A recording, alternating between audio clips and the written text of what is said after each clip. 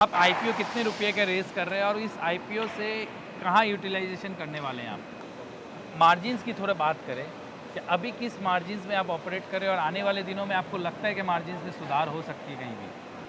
Sir, एक क्या आप हमें थोड़ा एक मार्केट साइज़ का आइडिया दे सकते हैं कि कितना बड़ा मार्केट है और ये आगे जाके कहाँ कितना ग्रो कर सकता है?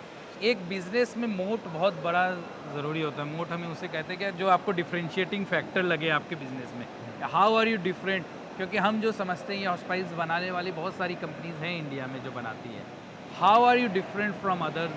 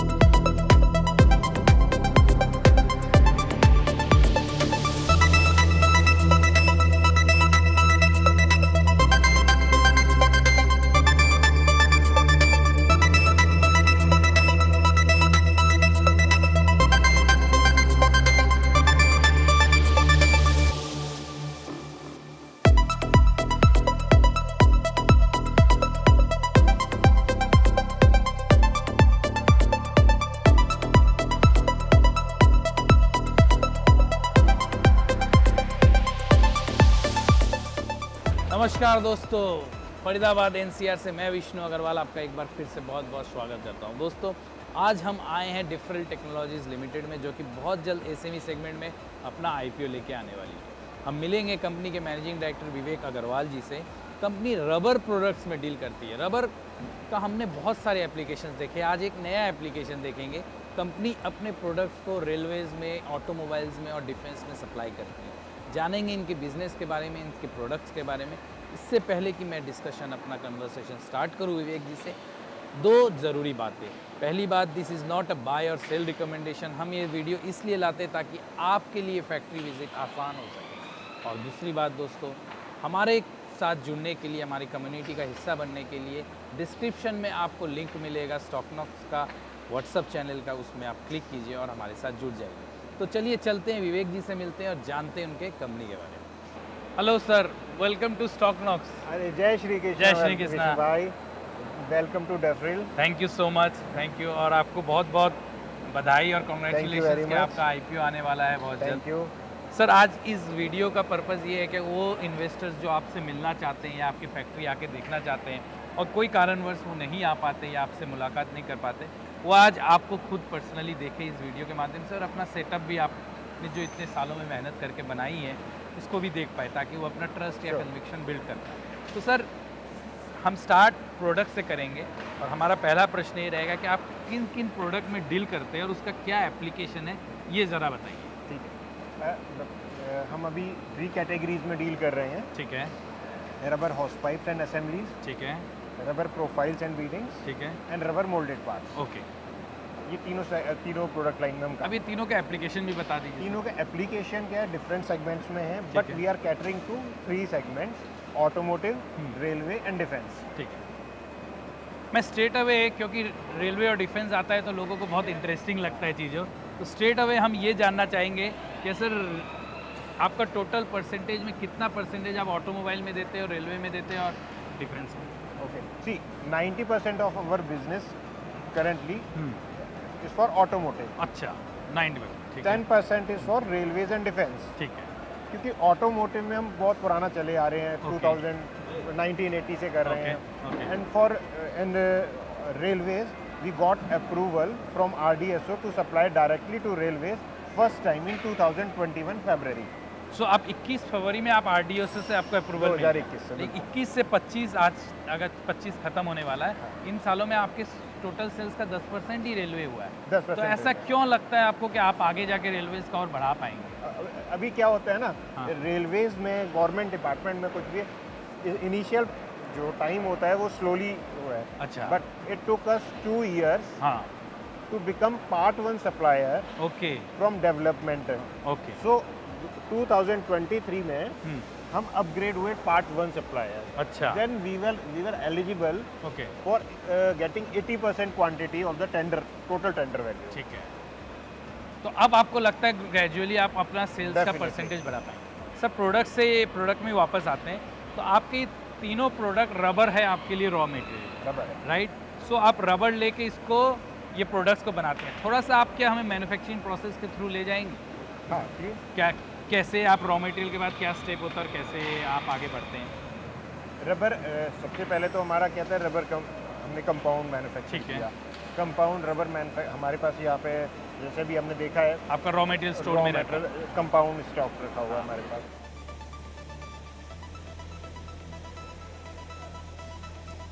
देन फिर ट्यूब एक्सट्रूजन,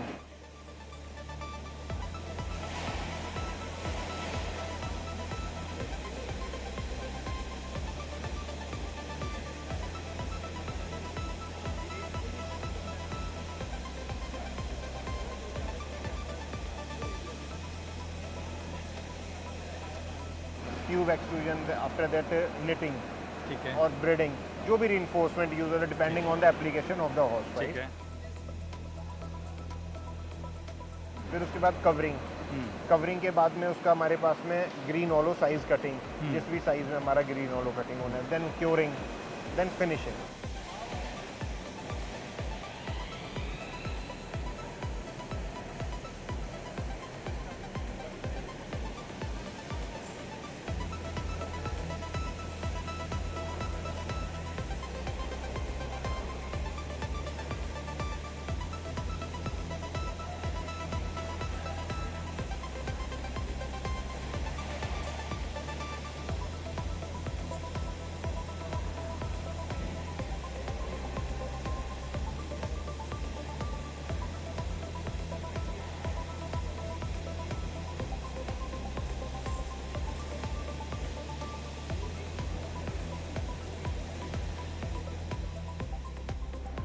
सो ये पूरा आपका प्रोसेस है।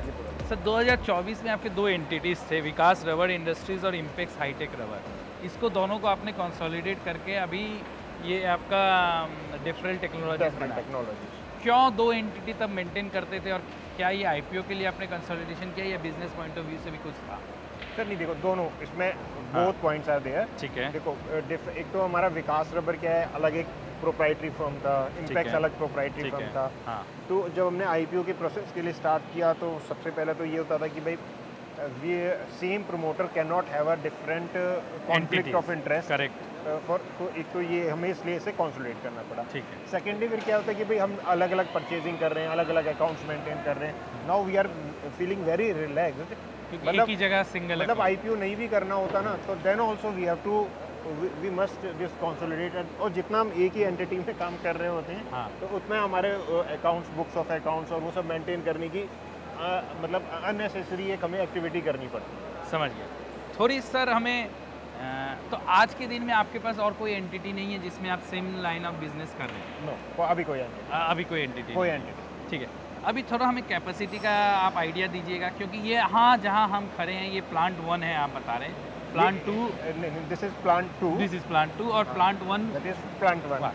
तो आप थोड़ा हमें अपना एक इंफ्रास्ट्रक्चर के बारे में भी आइडिया दीजिए, दोनों प्लांट में क्या बनता है और क्या कैपेसिटी है? ठीक, तो देखिए प्लांट 1 वो हमारा इनिशियल पहला प्लांट है, जिसमें हम बाद में जाने जिसमें वाले हम बाद में जाने वाले हैं। हाँ। This is plant 2। ठीक है। ठीक है, तो हमने ऐसे दोनों प्लांट्स को ऐसे दोनों, वहाँ भी हॉस पाइप्स हैं प्रोफाइल्स हैं, यहाँ भी हॉस पाइप्स हैं ठीक है, प्रोफाइल्स हैं हाँ। मोल्डेड वाले, ठीक है, बट हमने इनको ऐसे डिफरेंशिएट किया हुआ है। There we are making only non EPDM products हाँ, and here we are making EPDM products. इसका थोड़ा बताइए कि ईपीडीएम प्रोडक्ट्स किसको बोलते हैं? Okay, there are different polymers. हाँ। मतलब अगर रबर की बात करें, रबर क्या है, synthetic rubber and natural rubber. ठीक है। सिंथेटिक रबर में देयर आर मतलब various polymers like EPDM, nitrile, neoprene, CSM, Hypalon भी बोल देते हैं उसको, या वेमेक, silicon, ACE.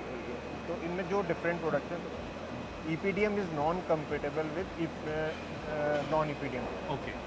EPDM and non EPDM we can say they are enemy to each other. ओह, ठीक है, हाँ, तो दोनों इसलिए एक जगह भी नहीं बन सकता। दोनों एक जगह नहीं बनाने चाहिए, नहीं बनाने। And this is our strength also. अच्छा। यस, क्योंकि क्या है, दोनों रबर हॉस पाइप देखेंगे तो वो ब्लैक है, नॉन ईपीडीएम भी ब्लैक है एंड ईपीडीएम भी ब्लैक है। कहीं ना कहीं वर्कर से मिस्टेक होने के चांसेस होते हैं कि कहीं रॉ फॉर्म में वो मिक्स हो गया, तो then can make a blender. ठीक है। सो वी हैव मतलब that risk now, this is our strength कि because you have two different plants. Our customer can rely on this better than other source, हाँ कि ये वाला risk factor हमने खत्म कर दिया। सर, थोड़ा आप कैपेसिटी के बारे में आइडिया दीजिए कि कितनी कैपेसिटी है? Capacity in this plant we are having approximately 10 lakh kgs 10 lakh kgs kgs in terms of raw material और finish goods. in terms of finished goods 10 lakh kilo per per annum. Annum. per annum. और आप अभी कितने capacity में चल रहे हैं? Actually अभी हम पूरा ऑप्टिमम यूटिलाइजेशन नहीं कर रहे हैं। This that objective, one of the objective हाँ, ऑफ हमने दिस देखा है IPO is objective. Also this हाँ कि अभी जो हमारा कैपेसिटी यूटिलाइजेशन प्रॉपर नहीं है, लाइन बैलेंसिंग नहीं है। Suppose for extrusion we are having good capacity, but curing we are having a little less capacity, so we do this line balancing. फिर भी अभी कितनी कैपेसिटी में चल रहे हैं? Around 50% we are using. 50%। तो इसी से मेरा नेक्स्ट, क्योंकि आपने ऑब्जेक्ट की बात छेड़ दी, तो आप आईपीओ कितने रुपये का रेस कर रहे हैं और इस आईपीओ से कहाँ यूटिलाइजेशन करने वाले हैं आप? Okay, ठीक है। हाँ तो अभी हमने हमारा जो IPO साइज है वो 14 CR ठीक इशू है। साइज है, ठीक है। जिसमें हम 26.25% डाइल्यूट कर रहे हैं। ठीक है। ठीक है, तो जो हमारा इसमें ऑब्जेक्टिव है, हाँ। इसमें we are buying machinery in 3 different categories. First we are buying those machines that we are already having but for line balancing, ठीक है। राइट। ठीक है, मतलब एग्जिस्टिंग लाइन में आप कुछ एडिशन करेंगे? कुछ एडिशन करेंगे। ठीक है। Second we are buying lab equipments. ठीक है। लैब इक्विपमेंट्स लैब आपका सेकंड फर्स्ट वाली यूनिट में? फर्स्ट वाली यूनिट में, बट यहाँ भी सेटअप हो जाएगा उसके यहाँ बाद। पे भी सेटअप होगा। ठीक Because है। आज कस्टमर की डिमांड मतलब क्वालिटी इज मस्ट, ठीक है। तो वो लैब हमें सपोर्ट करेगा, वो हमें और कंसिस्टेंटली मेंटेन तो करना वो R&D के लिए होगा आपका लैब का use? R&D as well as for our testing facilities for production. ठीक है। अभी उसमें क्या आता है कि third we are buying new machineries that will help us to produce new product for railway and defence. ठीक है। फिर मैं, आप जब रेलवे आ रहे हैं तो आपको 2024 जुलाई में रेलवे में एयर ब्रेक होसेस का और फीट पाइप्स का आपको अप्रूवल मिला। 2021 में मिला हाँ। And 2023 we were upgraded to part 1 supply. तो इसमें अभी आप कितना मतलब सेल कर पा रहे हैं, माल दे पा रहे हैं, और आगे कितना बढ़ सकता है? इसमें हमारा जो B2G या B2B है, वो दोनों कंबाइन करके हमारा टोटल पोर्शन का अराउंड 7 to 8 CR हम अभी इसमें कर रहे हैं, and that will increase consistently. और अभी जो हमारे नए प्रोडक्ट्स ऐड कर रहे हैं, जो उससे हमें हाइक मिलेगी, वो और मतलब इससे मच बेटर है। ठीक है। तो सर मार्जिन्स की थोड़ा बात करें कि अभी किस मार्जिन्स में आप ऑपरेट करें और आने वाले दिनों में आपको लगता है कि मार्जिन्स में सुधार हो सकती है कहीं भी? मार्जिन्स मतलब अभी तक हम ऑटोमोटिव में कर रहे थे, ठीक है। एंड वी वर मतलब लाइक 5 to 7% पैट। सर एक, क्या आप हमें थोड़ा एक मार्केट साइज़ का आइडिया दे सकते हैं कि कितना बड़ा मार्केट है और ये आगे जाके कहाँ कितना ग्रो कर सकता है? सर मार्केट साइज़ कोई अभी बहुत बड़ा मार्केट है ये। रेलवे में India is already 4th largest railway correct. Network, हाँ। ठीक है। और अभी जो ट्रैक लेइंग हो रही है, या फिर हम जो मेट्रो, हाई स्पीड ट्रेन, वो सब इतना स्पीड से चल रहा है, इनकी प्रोक्योरमेंट हो रही है, इंडिजनाइजेशन परचेज कर रहे हैं। डिफेंस में तो डिफेंस में हमारे जो 41 प्रोडक्शन यूनिट्स होते थे जो OFB में ऑर्डिनेंस फैक्ट्री बोर्ड में आते थे, अब वो 7 डिफरेंट एंटिटीज़ में आ गए हैं, तो उसमें बाइंग चल रही है. They have already issued a list of n number of products that they want to indigenize. Made in India product. Make in India. तो आप ये सारा चीज़ बना के उनको सप्लाई कर सकते हैं. हाँ, ये हम बना के कर सकते हैं. We have already developed one part for defence that they were buying from Russia from last so many years. तो डिफेंस में आप किसको दे रहे हैं सर? डिफेंस में हम दे रहे BRD. मतलब ये बॉर्डर रोड वाले. BRD base repairing depot. अच्छा, base. There are 16 BRDs in India. Okay. So we are supplying to 7 BRD. Okay. 7 BRD that is in Tughlakabad. Okay. वहाँ जो मतलब अब जो इनकी रिपेयर मेंटेनेंस होती है, हाँ. तो उसमें एक मिसाइल से रिलेटेड टैंक होते हैं, उनका ये रबर सील हम यूज़ करते हैं. सर, 2 प्रश्न आपके क्लाइंटल्स के ऊपर. एक तो आप हरियाणा में बहुत कॉन्सेंट्रेटेड है, 90% सेल्स आपके हरियाणा से आते हैं. और दूसरा जो आपके क्लाइंटल्स है उसमें मेजॉरिटी 1-2 क्लाइंट ऐसे हैं कि जहाँ बहुत सारे सेल्स जाते हैं. ये एक रिस्क माना जाता है क्योंकि खुदा ना खास्ता कभी ये क्लाइंटल्स में कोई दिक्कत आई तो आपका बाद में सेल्स बहुत ड्रास्टिकली ड्रॉप हो सकता है. तो इसको कैसे आप हेज कर रहे हैं या आगे मूव कर रहे हैं? तो अभी क्या है ना, अभी हमारा जो एक मेजर क्लाइंट है दैट इज़ फॉर ऑटोमोटिव. ठीक है. और ऑटोमोटिव में हमारा अच्छा उनके साथ में बिजनेस है. ठीक है. उनका हमारे ट्रस्ट है जो वो इतना आउटसोर्स कर रहे हैं, मतलब हम सेल कर रहे हैं उनको. ठीक है. But now we and there also margins are not as good as in railway and defence.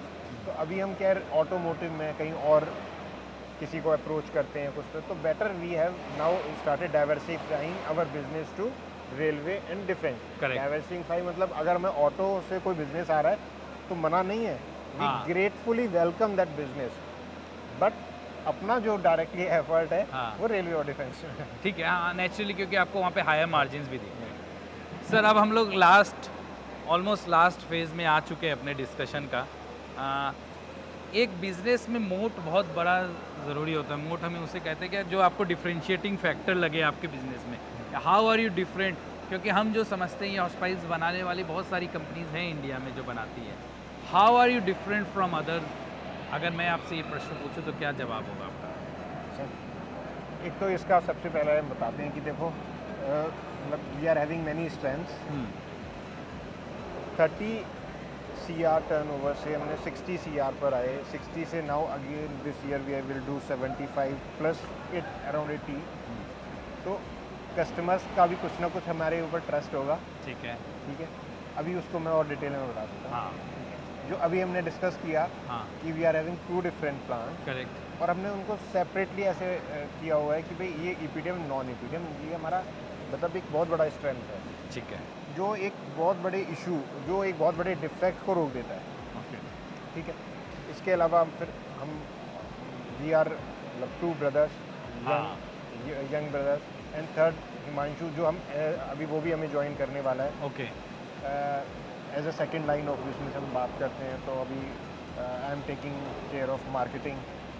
अभी तो आप वेल मैनेज्ड और ऑर्गेनाइज्ड है और आप बताते हैं कि आपका 2 यूनिट होने से आपको कस्टमर्स का वो है. फिर हमारी टीम हमारे पास में है. हमारे पास प्रोडक्ट रेंज ऐसा है. हम हॉर्स पाइप्स भी बनाते हैं, प्रोफाइल्स भी बनाते हैं, मोल्डेड पार्ट भी बनाते हैं. अभी क्या है, एक कस्टमर को एक ही अम्ब्रेला के नीचे ये सभी प्रोडक्ट्स मिल जाते हैं. ठीक है. तो बहुत इसमें हमें सपोर्ट है. सर, थोड़ा प्लांट 1 के बारे में आप बता दीजिए हमें. हाँ. ठीक है. क्योंकि हमारी टीम अभी हम जाने वाले हैं, उसको भी देखने वाले कि वहाँ पे क्या प्रोडक्शन होता है. वहाँ लैब है मैंने सुना है, थोड़ा उसके बारे में बता दीजिए. मतलब 100% टेस्टिंग फैसिलिटीज़ हमारी इन हाउस हैं. ठीक है. वहाँ हमारा डिफेंस का, रेलवे का पूरा प्रोडक्शन वहीं पर हो रहा है. ठीक है. इसके अलावा जो प्रोडक्ट जो हम हाउस पाइप की बात कर रहे हैं उसमें जो कैटेगरी है तो रेडिएटर हाउसेज होते हैं, फ्यूल हाउसेज, को एक्सट्रूजन होता है उसमें. मतलब एक होता है को एक्सट्रूजन जो बाइक 2 व्हीलर्स में यूज़ होता है. फिर उसमें बिग डाया हाउसेज हैं, लॉन्ग लेंथ हाउसेज हैं, वो सब हमारा wrapped houses, smooth finish houses, वो सभी हम वहाँ पर हैं. सर, जब आप लिस्ट हो जाते हैं तो आपका शेयर होल्डर बेस बढ़ जाता है, आपके साथ इन्वेस्टर जुड़ जाते हैं, पब्लिक मनी आ जाती है. तो लोग हमेशा ये जानना चाहता है कि प्रोमोटर का अगले 5 साल का क्या विज़न है कंपनी को लेके. सो एज एन इन्वेस्टर अगर हम आपसे ये पूछें कि अगले 5 साल में आप कंपनी को कहाँ देखना चाहते हैं, क्या विजन है, क्या रहेगा आपका सर? सर नेक्स्ट 5 इयर्स में आई विश कि हम रेलवे डिफेंस में हमारा जो शेयर इंक्रीज़ हो और हमारा रेल जो अभी हम पूरा पोर्शन कर रहे हैं एटलीस्ट 50% ये हमारा रेलवे डिफेंस में हो जाएगा। तो आप उसका कंपोजिशन बढ़ाना चाहते हैं? कंपोजिशन बढ़ा चाहते हैं प्लस टर्नओवर मिनिमम हमारा 300 to 500 CR हो होगा, ठीक है। इसके अलावा आफ्टर रीचिंग दैट मतलब 300-400 CR we will try to enter in pharma sector also. Okay, pharma में भी बहुत बड़ा स्कोप है। मतलब रबर प्रोडक्ट्स को आप फार्मा में देना चाहेंगे? रबर प्रोडक्ट को फार्मा में, मैं सही बोल रहा हूँ या फार्मा का नया बिजनेस करना नहीं चाहिए? नहीं नहीं हाँ। नहीं, रबर प्रोडक्ट्स को फार्मा में देना चाहिए। अच्छा, वहाँ पे आपको एप्लीकेशन है रबर्स का? बहुत बड़ा एप्लीकेशन है, अच्छा, ह्यूज डिमांड। ओके। सो मैं इसको अगर शॉर्ट करूँ तो आप आने वाले दिनों में डिफेंस और रेलवे में ज़्यादा फोकस करके अपने कंपनीज को ग्रो करना चाहते हैं, फिर नए इंडस्ट्री में जहाँ आपके रबर प्रोडक्ट्स का एप्लीकेशन है वहाँ पे आप घुसना चाहेंगे? Even name of our company also suggests DEF Rail, हाँ। Defense and Railway। Okay, defence and railway. तो सर आपने कैंडिडली सारा क्वेश्चंस का आंसर दिया, हमें समझने में मदद की कि आप क्या कर रहे हैं, आपका क्या विजन है, आगे क्या बनाते हैं। आशा करता हूँ हमारे दर्शकों को भी अच्छा लगा होगा। हमारे साथ जुड़ने के लिए बहुत बहुत धन्यवाद। एक बार फिर हमारे तरफ से आपको बहुत बड़ी शुभकामनाएं आपके IPO Thank आने you। के लिए। थैंक यू जय फॉर श्री कृष्ण। थैंक्स। तो दोस्तों, ये थे विवेक जी। हम बात कर रहे थे इनके कंपनी के बारे में, इनके पूरे प्लान के बारे में, IPO प्रोसीड्स के बारे में और आगे ये बिज़नेस को कहाँ लेके जाना चाहते हैं। आशा करता हूँ कि इस वीडियो के द्वारा आप विवेक जी को भी जान पाएंगे और इनकी कंपनीज़ को भी जान पाएंगे और इनका क्या विज़न है इससे भी आप समझ पाएंगे। फिर मिलते हैं एक नई वीडियो नई शहर से। तब तक अलविदा। सब्सक्राइब करना चैनल को मत भूलिएगा। फिर मिलते हैं एक नई कंपनी के साथ। अलविदा, नमस्कार, खुश रहिए।